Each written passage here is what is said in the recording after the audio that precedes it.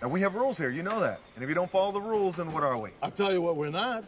We're not people who jam staples into other people's heads.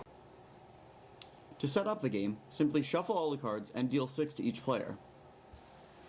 At the start of your turn, check to see if you've won any merchant ships on the table. I'll explain this later. On your turn, you can take one of 5 actions. The first action is to draw a card from the draw deck and add it to your hand. There is no hand limit in this game. The second action you could take is to play a merchant ship in front of you. It is possible to have 2 or more ships in your play area. The third action you could take is to play a pirate ship from your hand onto a merchant ship on the table. For instance, this player could play a 2-skull blue pirate ship. If other players have already played pirate ships on a merchant ship, if you choose to play a pirate ship, you must choose a different color than all the other players. For instance, this player might want to play this 3-skull blue card, but can't because this player has already played blue. Instead, he chooses to play a 2-skull yellow ship. When it gets back to your turn, if you choose to bolster your attack, you have to use the color that you started. This player, for instance, could not switch to purple ships. He would have to bolster his attack with another blue card. The fourth action you could take is to play a pirate captain card. These must be played on a same color pirate ship.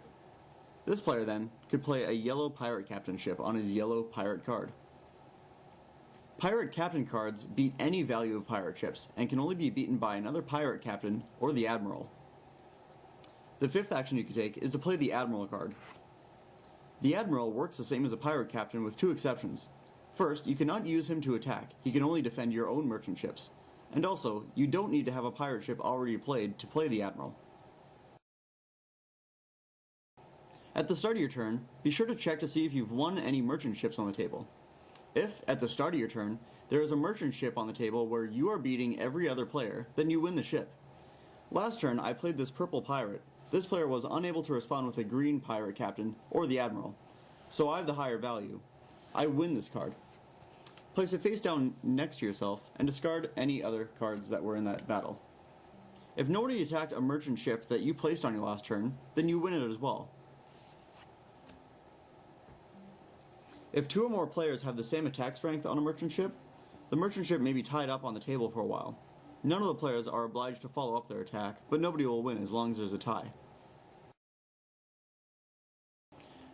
The game ends when the draw pile is depleted and one player at the table has no cards left in their hand. Once the draw pile is depleted, if you cannot play a card, you must discard a card from your hand. At the end of the game, any merchant ships that are left uncaptured on the table are discarded, even if a player clearly is going to win it on their next turn.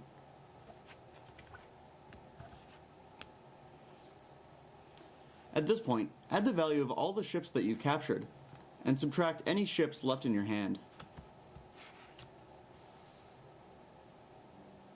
Whoever has the most points at this point wins.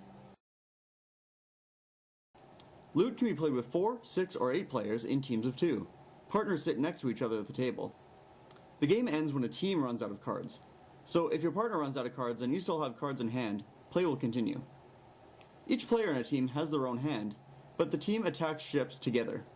That is to say, if my partner attacks a ship with a blue card, I can't attack the same ship with a purple card. The merchant ships that you and your partner capture are pooled together.